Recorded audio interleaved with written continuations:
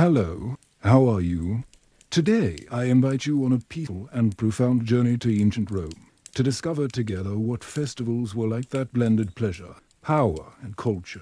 Imagine yourself entering a torchlit space, where sound, scents and sensations gently envelop you, while ancient stories come to life. Prepare to relax and be carried away by this calming narrative, designed to soothe the mind and awaken curiosity, even when discussing complex and fascinating topics. Shall we begin this journey? And you, have you ever imagined what it would be like to be at one of these ancient Roman festivals? Tell me in the comment, where are you watching this story now? And what time is it there? I love learning about these details that connect us, even from afar. Tonight, I want to invite you on a gentle and immersive journey to one of the most fascinating periods in history, ancient Rome. But don't think about the great battle, nor the military conquest, much less the cliched images of imposing senators or gladiators fighting in crowded arenas. I want you to join me on a more intimate, silent, almost wisp-like stroll through the corridors of history, to discover a little explored and nuanced side of Roman life, the sexual feast, the rites of pleasure, and the moments when Roman society cast off its shackles and indulged in celebrations where the body and desire gained a public, yet carefully orchestrated space. Take a deep breath, close your eyes for a moment, and imagine yourself walking along cobblestone streets under the golden light of a Roman sunset. The air is filled with the strong scent of spices brought from the east, mingled with the earthy aroma of road dust and the delicate perfume of exotic flowers adorning the villa gardens. The distant murmur of Latin conversations echo, while musicians tune their instruments, lyres, flutes, and cymbals, promising to fill the night with soft melodies and hypnotic rhythms. This is Rome, a living, breathing city that never completely sleeps. But behind the daily hubbub and the splendor of its monuments lies a world where body, pleasure, and power intertwine intensely, in celebrations that transcend the simplicity of what we normally imagine. It's not just about debauchery or decadence, as so many cliches would have us believe. These celebrations carried profound meanings. They were a form of cultural, social, and even political expression. I want you to understand, first and foremost, that ancient Roman sex parties were not disorderly affairs where anything went without rules or limits. Quite the contrary.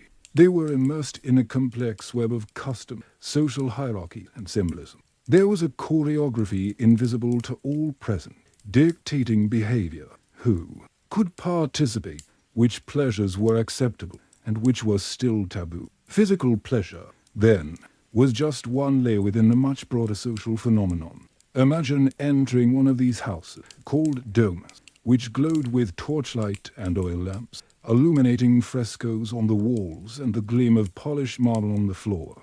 The sound of footsteps echoing softly on the floor.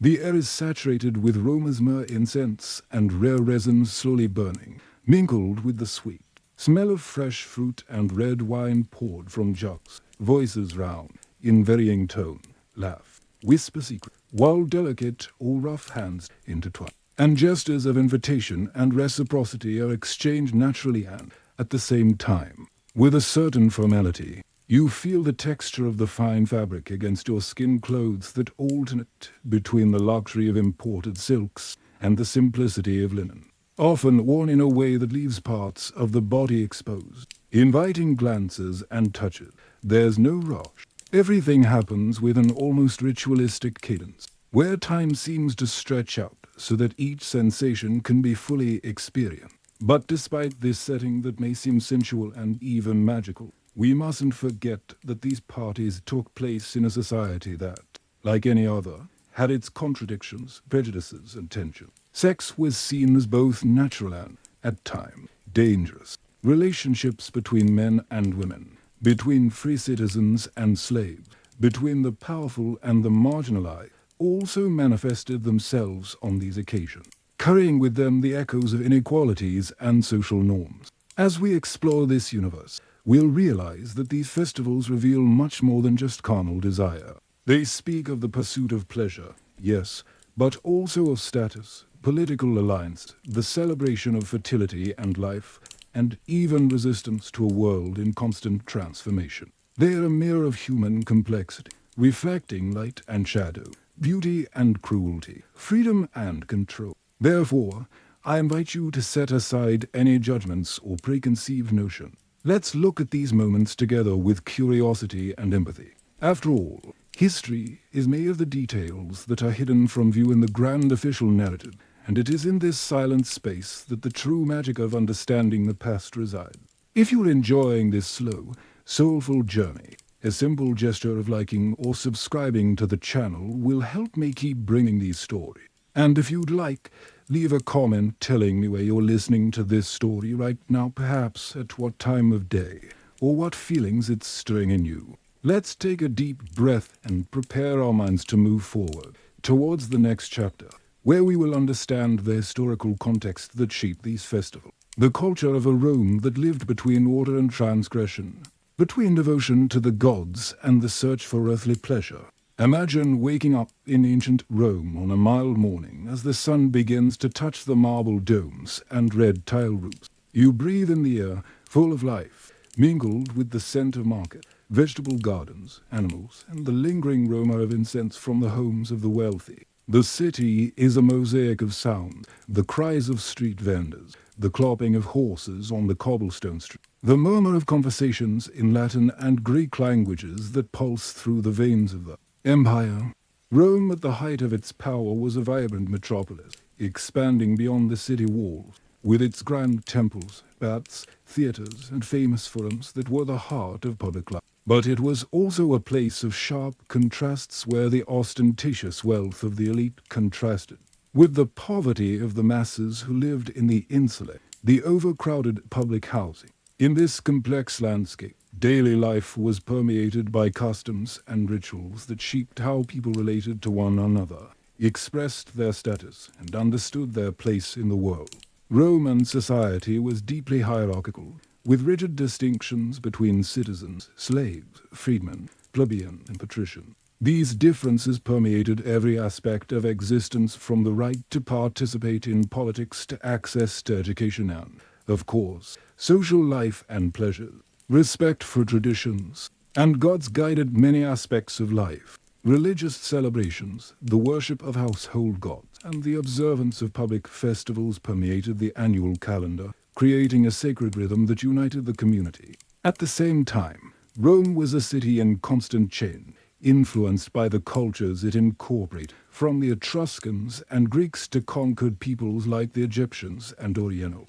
This cultural melting pot created a complex coexistence between conservatism and openness to new ideas, between moral control and surprising permissions in certain contexts. Sexuality, for example, was viewed differently from the modern view. There was a mix of taboos, permissions, and power plays that created a multifaceted and often contradictory scenario. To understand sex party, then, we need to delve into this society where the body was both an expression of status and an arena of power. Social relations were often mediated by public and private displays of affection, desire, domination, which manifested themselves at banquets, theaters, homes, and parties. It was not only a celebration of pleasure, but also a space where political alliances were cemented, where prestige was built through generosity and the ability to provide memorable experiences for guests. The lavishness of the parties, the quality of the food, the artistic performance, of course, the erotic atmosphere all converged to create memorable and meaningful. At the same time, there were social norms regulating who could participate, how they should behave, and what boundaries could not be crossed without damaging one's honor and reputation.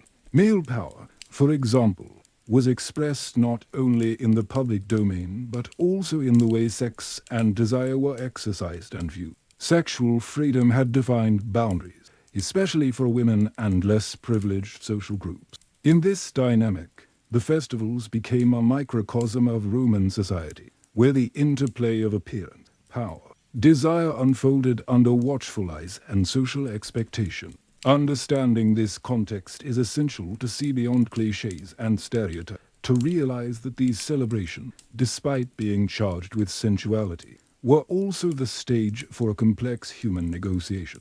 Now, as you imagine this scenario, I invite you to feel the breeze passing through the villa's column, hear the distant melody of a flute, perceive the heat of the fire in the torches, and breathe deeply, letting this atmosphere prepare your mind to discover, in the next chapter, the details that make these parties so unique and full of meaning. As I delve deeper into my understanding of life in ancient Rome, I realize that festivals, especially those that many superficially recognize as mere gatherings of excess, played a much larger and more intricate role in Roman society than simply the pursuit of immediate pleasure. These celebrations, known and sometimes misinterpreted as mere orgy, were in fact crucial moments when power relations, politics, social status, and even spirituality intertwined delicately, almost like an invisible dance, shaping the Roman social fabric. When considering the rule of festivals in ancient Rome, it's important to abandon the images created by cinema and popular culture, those exaggerated scenes where everything seems freewheeling and unearned. Trained to consider the complexity of these gatherings with greater care and respect. Roman festivals, or convivia, as they were called, were carefully organized events that reflected the prestige and wealth of the host, serving not only for a personal enjoyment, but also as a stage for a social and political demonstration. It's as if these parties were the beating heart of the Roman elite's social life, where alliances were forged, favors were granted, and hierarchy was reaffirmed. More than just a gathering for fun, these moments were valuable opportunities for those who wanted to maintain or expand their influence within society. An invitation to attend such a party wasn't given to just anyone. It was a sign of trust, an open door to a select circle where power manifested itself subtly but decisively. Attendance, therefore, was worth as much as what was consumed or done within these walls, a valuable social currency that could open doors and cement reputation. During these celebrations, banquets offered not only elaborate delicacies, but also a spectacle of flavors, aromas, and presentations that enchanted the senses, creating an atmosphere conducive to conversation, negotiation, and games of seduction that went far beyond mere physical pleasure.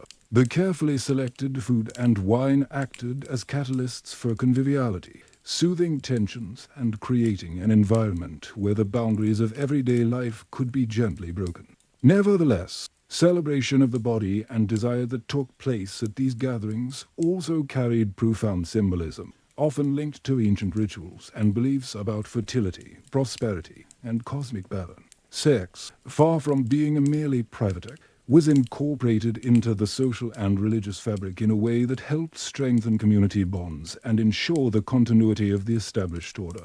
And so, Roman festivals reveal themselves as a multifaceted portrait of a culture that knew how to combine, in a single event, the pursuit of pleasure and the maintenance of power structure. Every gesture, every word, every touch was charged with meaning, in a social choreography that required attention and wisdom to execute. Therefore, when we consider the role of these festivals, we must understand that they were a reflection of Rome itself, a place of beauty and brutality, of order and transgression, of tradition and innovation. Festivals, while offering moments of escape and delight, reaffirm the complexity of an empire sustained not only by weapon, but by the delicate web of human relationship. As I imagine this scene, I feel the distant sound of suppressed laughter, the clink of blown glass goblets, the intoxicating scent of fresh flowers, the cool texture of marble beneath my hand. Everything blends to create a vivid picture of a Roman night, where body, mind, and spirit meet in a game as ancient as humanity itself. This is the invitation these festivals offer us today, a careful and curious look at the past, which allows us to understand that pleasure, power, and culture are inseparable. Even in such distant time, the complexities of social life never ceased to echo our own searches and conflict. Imagine, then, that you walk through the entrance of a Roman domus, the typical home of the elite of ancient Rome, where some of the most memorable parties took place. The solid wooden gate opens slowly, creaking softly as you pass. and you are immediately enveloped by an atmosphere that blends the coolness of the interior with the welcoming warmth of the lit torches. All around, the central courtyard, the impluvium, is a space open to the sky, where moonlight spills like a silvery veil, reflected by the calm water of the small pool in the ground, creating silent dances of light and shadow on the walls painted with vibrant frescoes. The air is filled with a delicate blend of aromas, the intense scent of jasmine and rose, the earthy smell of wet clay on the floor, and the subtle hint of incense burned carefully so as not to suffocate the guests. The guests, who have already begun to arrive, move elegantly between the Corinthian columns supporting the partially open ceiling, their footsteps muffled by the polished marble, which seems to hold the echo of laughter and whispers from past parties. The walls are adorned with tapestries and paintings depicting ancient myths, memories of gods and heroes who, in some way, silently participate in the scene unfolding. In the main hall, the triclinear large beds ranged in a U-shape are carefully prepared. Embroidered linen cushions, fine fabric, and soft animal skins invite rest and conversation, while low tables carry plates of fresh fruit, olives, cheeses, and small cakes made with honey, accompanied by jugs overflowing with red and white wine, mingling with the sweet aroma of fermented grape. The soft, warm lighting creates an aura of intimacy and mystery. Bronze lanterns and small lamps cast shadows that seem to move slowly across the wall, bringing static figures to life and lending an almost hypnotic feel to the space. The music, a combination of flutes, zithers, and hand drums, fills the space with slow, inviting melodies, lulling the senses and preparing the heart for what's beyond the courtyard and main hall. There are carefully designed interior gardens, where fountains murmur discreetly and aromatic plants like lavender, rosemary, and mint grow in abundance, casting a natural freshness that contrasts with the human warmth of the celebration. Walking along these smooth stone paths is like entering another world, a refuge where time seems to slow down and nature embraces the senses. But parties weren't limited to private home. Often, public baths, large bathing, and leisure complexes also hosted gatherings where the body and pleasure were explored in a more communal setting. In these baths, the hot steam and warm water helped relax tired muscle, while private areas provided spaces for more private conversation, games, of course. The erotic encounters that permeated Roman culture. The streets leading to these places were alive until late, lit by torches, where slaves and servants circulated to tend to every need, and street musicians, their performances. The sounds of the night market mingled with the murmur of water from the public fountain, and the smell of freshly prepared dishes drifted from nearby tavern, creating the soundtrack and setting the scene before the festivity.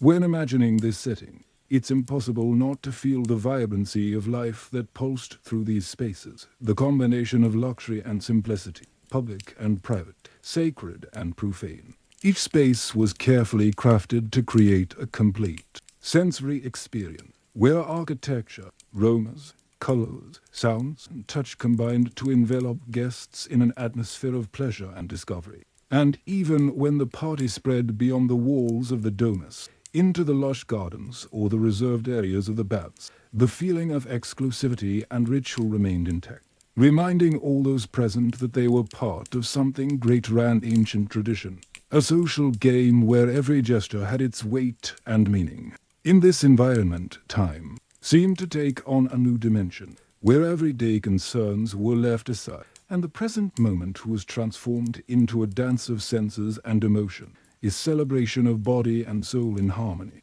I invite you to take a deep breath, close your eyes, and imagine yourself walking through these stone corridors, feeling the cool of the Roman night on your skin, listening to the low voices and distant music, absorbing the aromas and textures that form the living tapestry of this history, so that, together, we can continue to unravel the secrets and nuances of the festivals of ancient Rome. Entering a feast in ancient Rome meant much more than simply passing through a gate and joining a group of people. It was entering a microcosm of society, a space where every presence carried meaning and every interaction unfolded within a delicate interplay of status and power. When I think of the guests at these celebrations, I imagine not an indistinct mass, but a carefully chosen collection of individuals, each occupying their place in the complex social hierarchy that permeated Roman life. At that time, being invited to a party at the home of a patrician or senator was a clear sign of acceptance,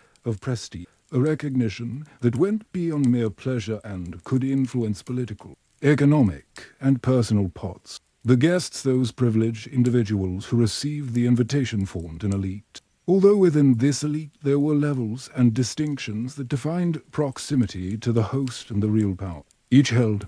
I imagine the invitation arriving in the form of a discreet messenger, bearing not just a simple written word, but a seal, a symbol of the event's importance. Refusing such an invitation could mean losing allies and opportunity, while accepting it opened the door to nights of deep conversation, silent alliance, of course, active participation in the complex dynamics of pleasure and socialization. But it wasn't just free and influential citizens who participated. Within this environment, the presence of freedmen, skilled slaves, artists, musicians, on some occasion, respected prostitutes was carefully calculated. They played essential roles in the running of the party, whether entertaining the guests or providing the moments of relaxation and desire that marked these gatherings. The number of guests varied according to the size of the house and the occasion, but nothing was left. Spaces were planned to ensure comfort and intimacy, and the flow of people was subtly choreographed, where every gesture, look, and word had a purpose. Sitting close to the host, being served the finest wines and delicacy, or even being invited for a private conversation were signs of status, which everyone knew precisely how to decipher. This rigid selection reinforced the exclusive nature of the parties, making them environments where social belonging was reaffirmed and power plays out in an almost theatrical manner. Even simply attending was a demonstration of influence, while withdrawal or absence were interpreted as signs of discontent or isolation. The conversations intertwined a variety of topics: politics, philosophy, art, naturally, stories and rumors about other members of society. It was also a space for exchanging favors, strengthening alliances, and building a network of contacts that sustained the empire's functioning, often more effectively than official channels. Yet, even with all this organization and distinction, there was a common thread that united everyone present: the pursuit of pleasure, a respite from the rigors of everyday life, and the strengthening of human bonds through coexistence. Eroticism, far from being a mere physical act, was an integral part of this social experience, manifesting itself in looks, touches, words, and gestures that invited intimacy and relaxation. Thus, attendance at Roman festivals was simultaneously a privilege, a responsibility, and an opportunity. Each guest, upon crossing the threshold, entered a space where the rules of ordinary life were gently replaced by a code of their own, one that valued the balance between control and surrender, public and private, power and pleasure. As I imagine this scene, I feel the softness of the fabrics covering the chairs, the warmth spreading through the room from the candles and torches, the aroma of perfumes blending sandalwood, myrrh, and fresh flowers.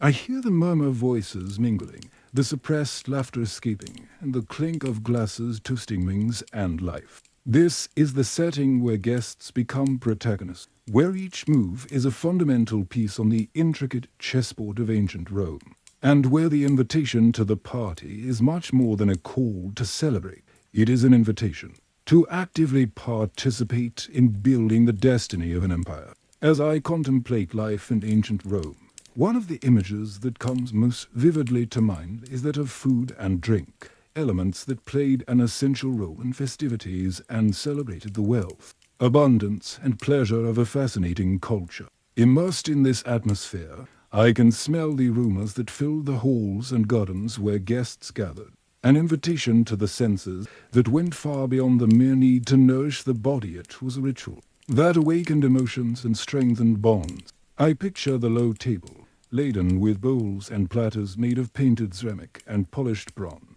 where fresh fruit, soft sweet grapes, vibrant pomegranates is carefully raised. their colors contrasting with the golden glow of honey delicately poured over slices of bread.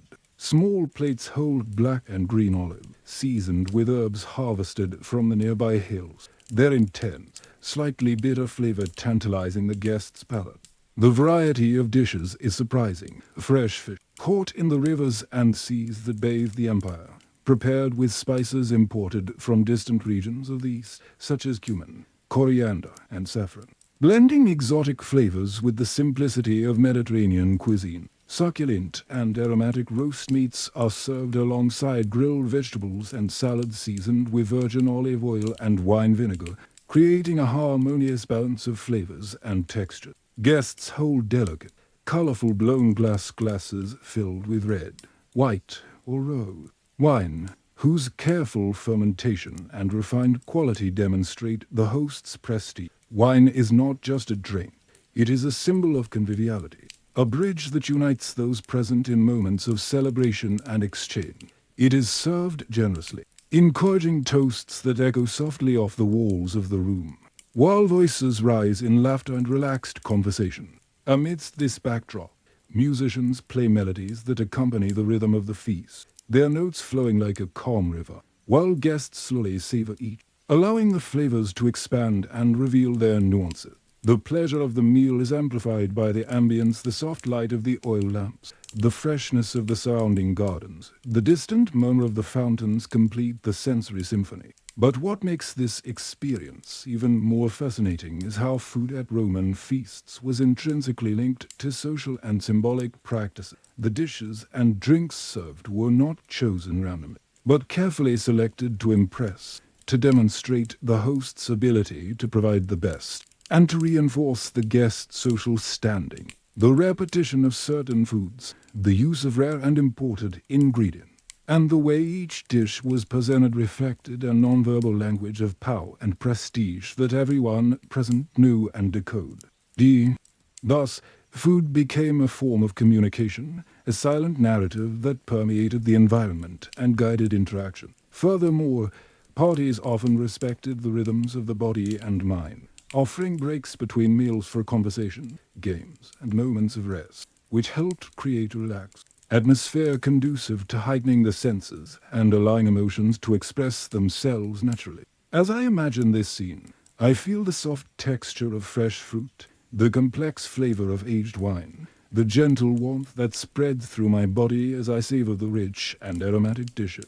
I hear the clink of glasses, the quiet footsteps of servants circulating discreetly, and the enveloping murmur of voices intertwining in stories and confidence. This multi-sensory experience is an invitation to delve not only into the history of food custom, but also into the essence of Roman social life, where food and drink were bridges to pleasure, power, and human connection. It is in this moment, in this encounter between body and culture, that feasts reveal their true depth, transcending mere delight and becoming celebrations of existence in all its complexity. As I delve deeper into daily life in ancient Rome, I realize that medicine and healthcare played a fundamental role, albeit shrouded in limitations and beliefs that today may seem distant or even strange.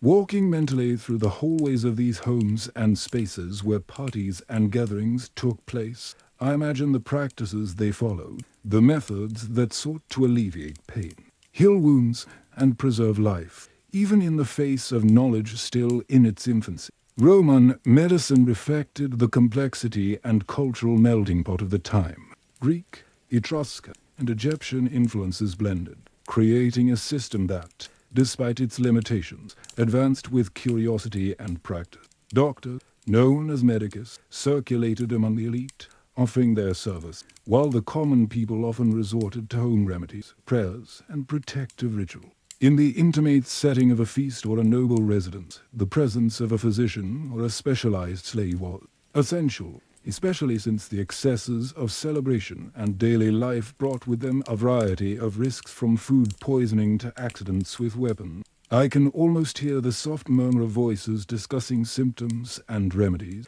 as the physician prepares ointments and potions using carefully harvested herbs, roots, and flowers that promise to alleviate ancient ailments.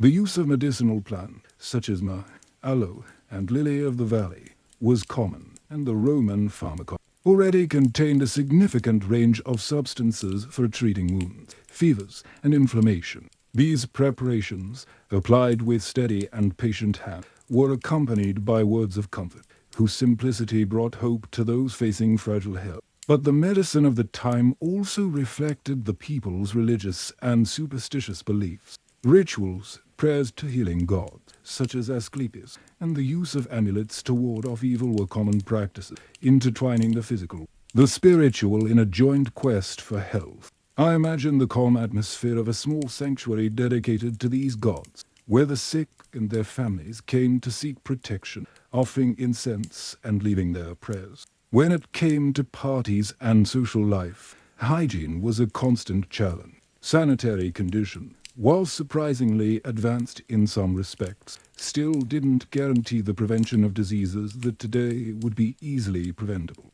Public baths, latrines, and running water in some areas of the city helped maintain a certain level of cleanliness, but the enclosed spaces, the intense circulation of people, and the consumption of food and drink in less than ideal conditions posed clear risk. Under these circumstances, when a guest or even a host fell ill, care efforts were immediate but often limited.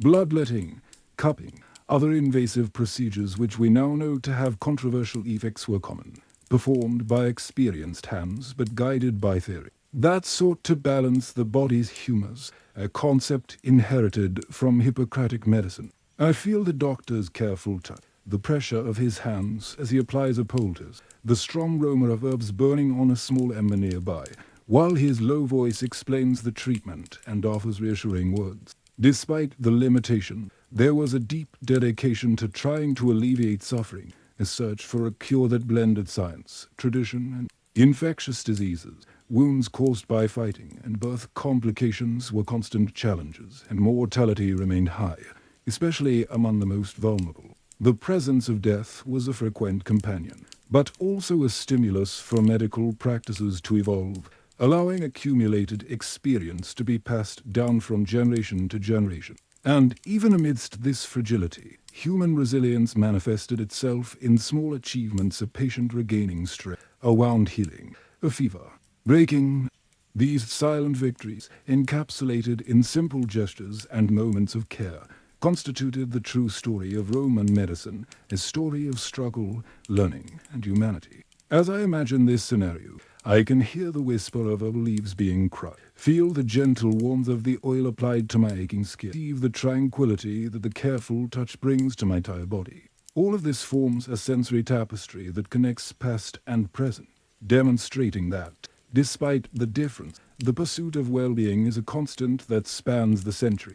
Thus, in the stillness of these practices and care, the nuances of Roman life are revealed, where the pleasure of festivity and the celebration of the body coexisted with the awareness of human vulnerability, and where care, even if rudimentary, was an act of love and resistance in the face of the uncertainties of existence. As I continue to explore the intricacies of feasting in ancient Rome, a fascinating layer emerges: the games and entertainment that filled the hours between conversation, banquet, and more intimate encounters. These moments of fun were not merely empty pastime, but an essential part of the social experience, a way to strengthen bonds, create memories, in some cases, even exert influence and power. I imagine the room lit by flickering candles, where small groups gather round low tables, where ancient game pieces are carefully arranged, the sound of dice being rolled, the gentle clink of moving pieces. All of this creates an almost hypnotic rhythm,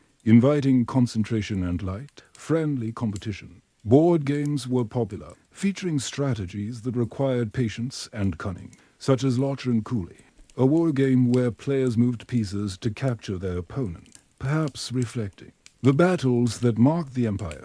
Round them, soft laughter and commentary mingled. As players sought more than victory, they sought companionship, attention, and the pleasure of interaction. But the entertainment went beyond board game. Poets and musicians were invited to present their works, narrating stories of gods, heroes, and impossible loves, enlivening the party with words that enchanted and touched the soul. The rhythm of the lyre, and the breath of the flute created a delicate atmosphere, making the setting even more conducive to introspection or romance. I also imagine small performances, sensual dances involving smooth, precise movement, almost ritualistic, inviting guests to lose themselves in the magic of the moment. These spectacles were carefully planned to entertain and awaken the senses, without overstepping the bounds of social decorum. Amidst all this, conversation flows naturally, intertwined with the emotions stirred by the games and performance. Camaraderie strengthens, tensions dissolve, and the party comes to life in multiple dimensions, where every gesture and expression is part of a complex and beautiful time. There seems to take on a different quality, where minutes stretch out, inviting contemplation and surrender. And I feel the gentle warmth emanating from nearby bodies, the sweet aroma of perfumes, the distant echo of voices telling ancient stories, composing a rich and enveloping sensory tapestry. These games and entertainment, then, are not just a pastime. They are the soul of the party. What unites, brings people together, and creates memories that transcend the fleeting moment, leaving deep marks on the hearts of those who participate.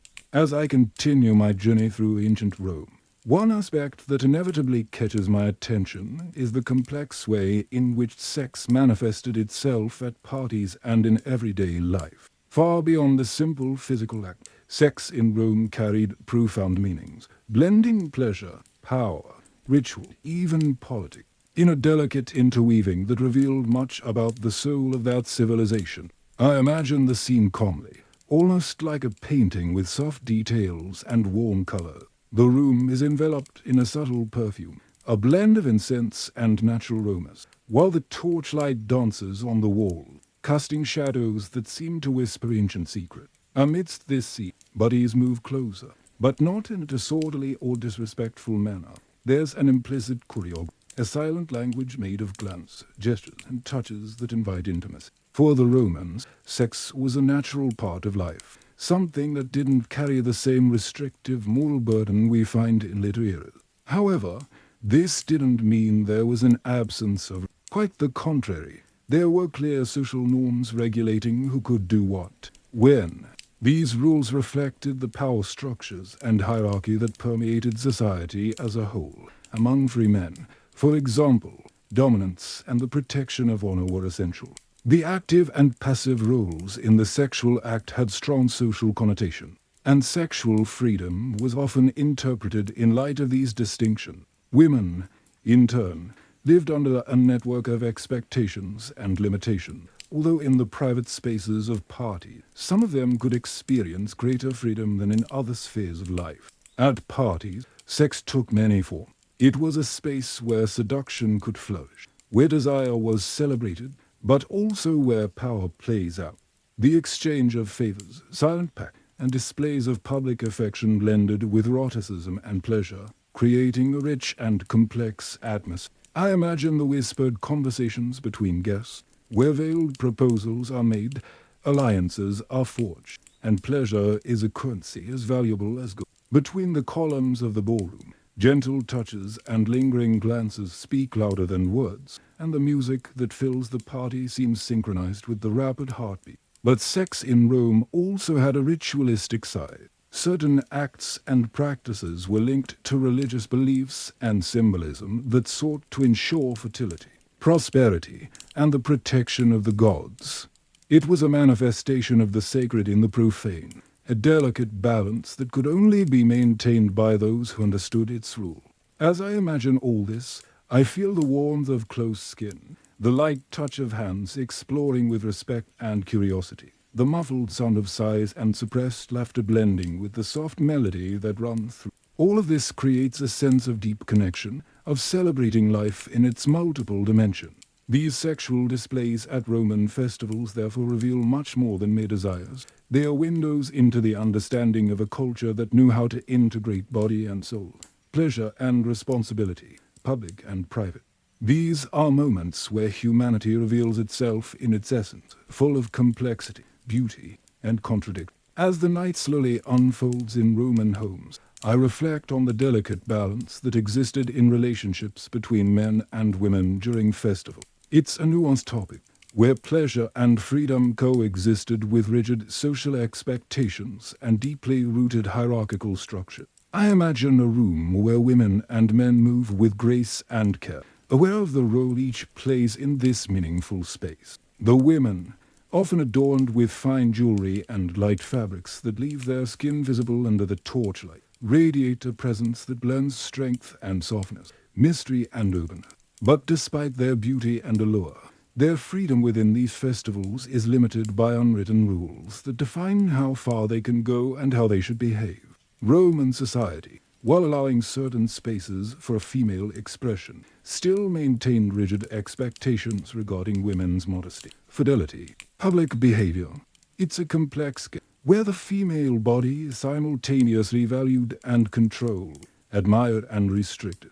During the party, some women found moments of greater autonomy, actively participating in the games, dancing, conversation, even pleasure.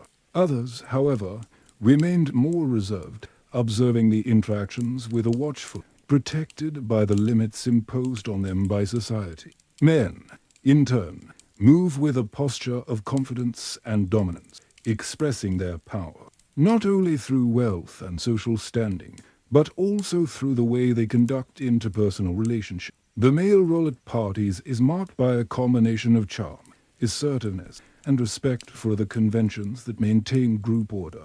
In this setting, interactions between the genders are full of subtleties, looks that speak, gestures that invite, words that seduce. It's a delicate dance, where each step can signify closeness or separation and where silent understanding between those present is fundamental to the unfolding of the evening. I feel the softness of the fabric enveloping my skin, the warmth that spreads when hands lightly touch, the sound of whispers fading into the background melody. Everything creates an atmosphere where desire and respect intertwine, creating a picture rich in emotions and possibilities. Reflecting on these relationships, I realize that they reveal the tensions and contradictions of ancient Roman society that celebrated pleasure, but also imposed limits, that valued freedom but restricted it within clear hierarchy. Festivals, therefore, become spaces where these dynamics manifest themselves in all their complexity, demonstrating that humanity is always a mixture of opposites. As I mentally review the details of festivals in ancient Rome, I can't help but notice the striking and paradoxical presence of prostitutes and slaves in these gatherings. They were essential figures, not only for the role they played, but for the social complexity they represented, reflecting the contradictions and tensions of a fascinating and multifaceted culture. I imagine these people moving with cautious steps, their eyes attentive to the dynamics of the space, aware of the role assigned to them and the opportunities that might rise amid these celebrations. Prostitutes, often called meretresses, occupied an ambiguous place in Roman society. Although they were marginalized in many ways, at festivals and in urban life, their presence was almost inevitable and, in a way, accepted as part of the social experience.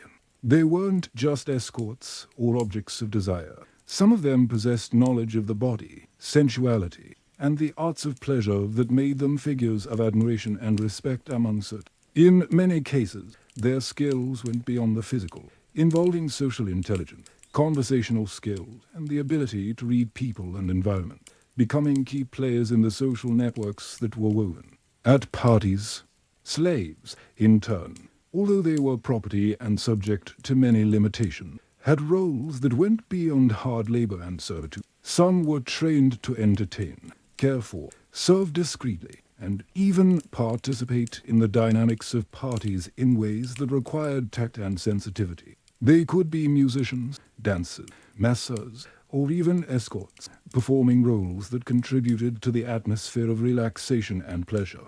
The relationship between these groups and the free guests was complex, at times marked by tension and rigid boundaries, at other times charged with complicity and exchange. The presence of prostitutes and slaves revealed social hierarchy, but also spaces where norms could be challenged or reinterpreted. I imagine the scene in detail, the dim light illuminating the room, the soft sound of music, the mingled aroma of expensive perfumes and subtle Voices mingle in conversations, laughter and sighs, while hands explore, comfort and seduce, with a delicacy that transcends the barriers imposed by status. This coexistence, fraught with ambiguity, expresses the complexities of ancient Rome, where power, pleasure, and inequality intertwine intensely. The bodies that meet and interact at the festivals carry story, desires, and limitations that reflect the human condition in its entirety.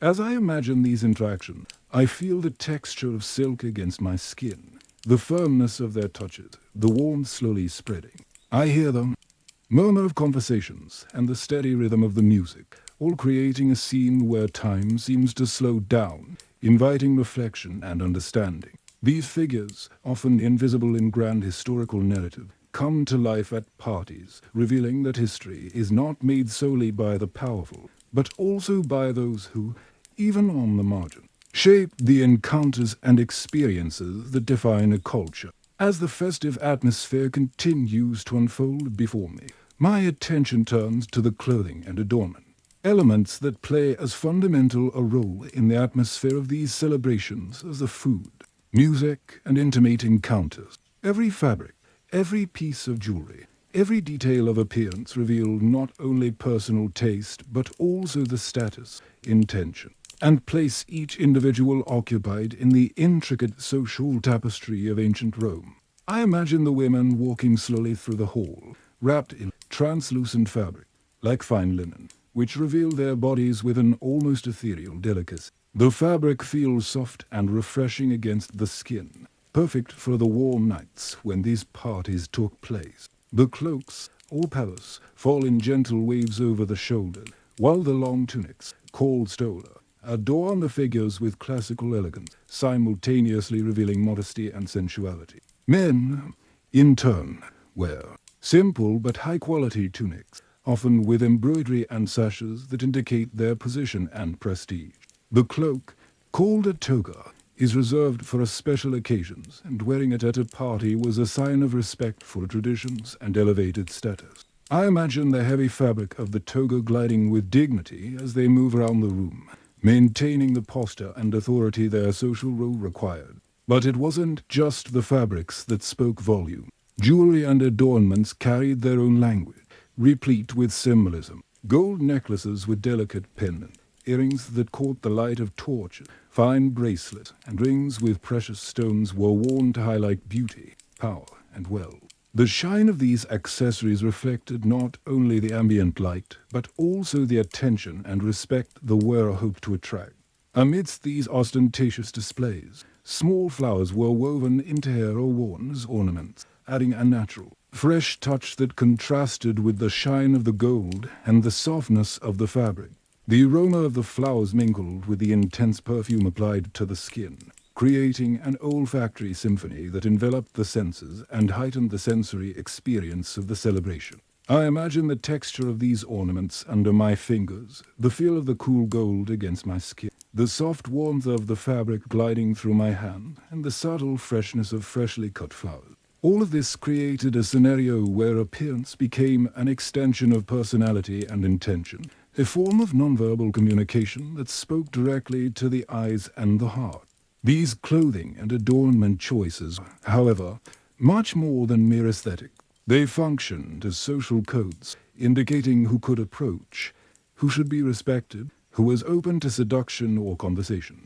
Knowing how to interpret these signals was essential to successfully navigating the intricacies of the party, establishing connection, and preserving honor and prestige. As I contemplate all this, I feel a sense of calm and at the cultural richness these details represent. It's as if each thread, each stone, each petal is a sigh from the past, an invitation to understand the complexity and beauty of Roman life in its entirety. On a quiet night, enveloped by the soft shadow of the torches illuminating the walls of the Roman villa, I reflect on the rituals and symbolism that permeated festivals in ancient Rome, giving these gatherings a dimension beyond mere pleasure and entertainment.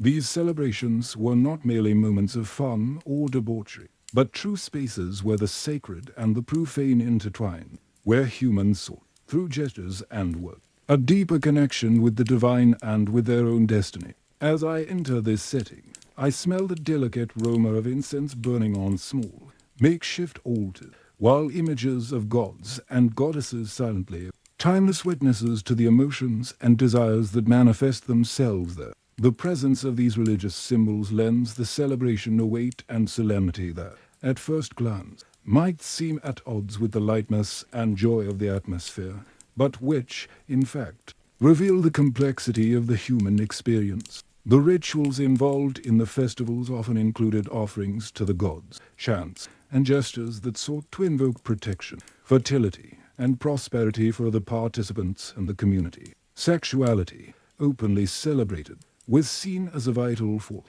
a link to the cosmic energies that sustain life and the order of the world. In this context, pleasure was not merely an end in itself, but a manifestation of the sacred, a way to participate in the eternal dance of the universe. I imagine the guests, between toasts, approaching the small altars, laying flowers, offering whispered words that blend devotion and hope. The music, soft and rhythmic, accompanies these moments, creating an atmosphere where time seems to dissolve, and the present merges with the eternal.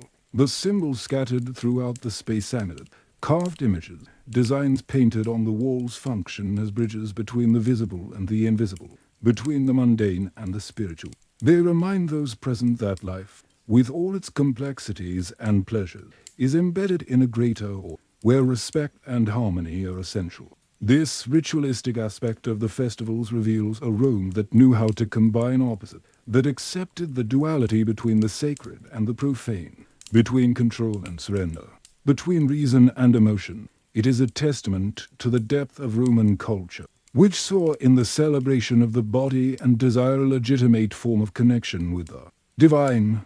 When I close my eyes, I feel the warmth of the candles, the distant sound of chanting, the aroma of incense mingling with the fragrance of flowers. All of this forms a sensory tapestry that invites reflection and rest, an experience that transcends time and connects us to the roots of humanity. As the celebration progresses, cultural nuances begin to reveal themselves more clearly, painting a complex picture of the diversity, prejudices, and conflicts that permeated Roman society. Amid the laughter, conversation, and exchange of glances, I realize that what seemed like a mere celebration becomes a microcosm of the empire, where different origins, beliefs, and social positions intertwine, sometimes harmoniously, other times with subtle or explicit tension. I imagine the guests coming from various parts of the vast Roman territory, men and women with distinct features, dialects, and customs, all gathered under one roof, but carrying with them the baggage of their history and identity. This diversity brings cultural richness, but also challenges, as differences can provoke estrangement, suspicion, and sometimes even hidden conflict. Prejudices, often rooted in long-held beliefs and fear of others, manifest themselves in small gestures, suspicious glances, and cautious conversation. In one corner, I can feel the weight of the silent exclusion of those who don't fully belong, while in another space, unlikely alliances blossom, born of curiosity and the desire to understand and connect. Women, in particular, faced limitations and judgments that reflected the rigid norms of the time. Their role at parties and in society was defined by expectations that limited their freedom. However, paradoxically, in these gatherings, some women found opportunities to express their personalities, challenge convention, and exert influence, albeit discreetly and subtly. Music and dance serve as bridges that transcend cultural barriers, creating moments of communion where differences seem to temporarily dissolve. I feel the enveloping rhythm that invites movement, the warmth shared between bodies, and the lightness that permeates the atmosphere, providing breaths of joy and freedom. However, I cannot ignore that this coexistence was also marked by disputes and tensions, reflections of social inequalities, political ambitions, and personal rivalry. Parties thus become arenas where power is exercised not only through word, but through looks, gestures, meaningful silences. Among the guests, there are also those who, although less visible, play essential roles: slaves, freedmen, foreigners who, despite the imposed limitation, contribute to the vitality and dynamism of the celebration, bringing with them perspective experiences that enrich the gathering. As I imagine these scenes, I feel the mix of emotions that permeate this space: the excitement of novelty, the comfort of familiarity, the weight of prejudice, the hope of acceptance. All of this creates a rich and complex human tapestry, revealing the many facets of ancient Rome and human nature. This is an invitation to contemplate the celebration not just as a moment of pleasure, but as a mirror of society, where contradictions and harmonies coexist and where each individual, with their differences and similarities, contributes to the story that unfolds silently round us. As the night deepens and the shadows lengthen across the walls of the ancient Roman domes, I feel it's the perfect time to reflect on what these festivals, with all their brilliance and complexity, truly meant to those who lived through that era. Because behind the torchlight and the laughter echoing through the halls lies a much larger story, a story of courage, resilience, and the eternal human search for connection and meaning. Imagine with me the silence that begins to envelop the space after hours of conversation, laughter and whispers. The fire crackles slowly in the hearth, casting a warm glow that dances across the polished surfaces, while the lingering scent of incense and flowers still permeates the air. Like a delicate veil enveloping the room, a subtle weariness begins to set in, mixed with a sense of satisfaction and fulfillment, as if each soul present had found that is small refuge from the uncertainties of the outside world. It is in this moment of stillness that the true essence of the festival is revealed, not as a simple event of pleasure or luxury, but as a symbol of the courage of those who, even in the face of daily hardships, illnesses, losses, and injustices, found the strength to celebrate life in its entirety, with all its contradictions, joys and pains. The resilience I perceive in Roman festivals was not just physical, but above all cultural and spiritual. It was the resilience of a people who refused to be defined solely by the rigors of survival, who sought in the celebration of body, mind, and spirit a way to affirm their humanity. Every dance gesture, every toast, every exchange of glances was a silent declaration that,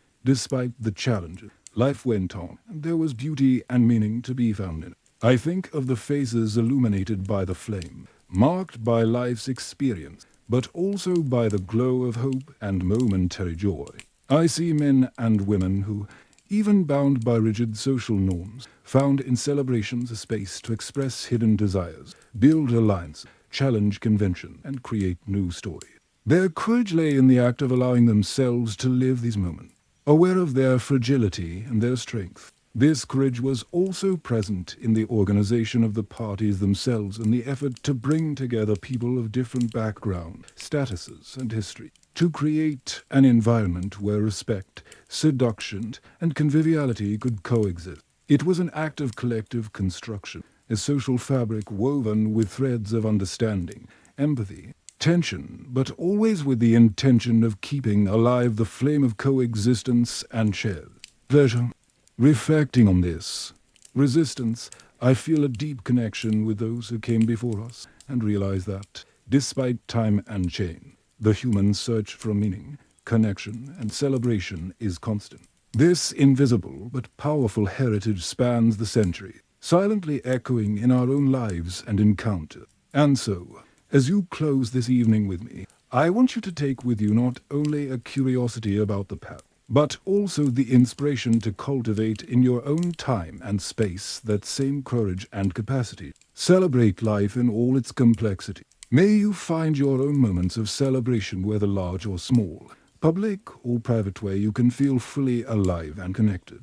If this journey through ancient Rome touched your heart, brought calm, reflection, or simply a moment of pause, I invite you to share this experience.